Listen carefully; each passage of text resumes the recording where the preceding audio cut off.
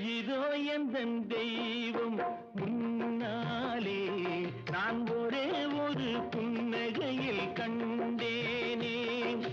பாசமுள்ள பார்வையிலே கடவுள் வாழ்கிறான்.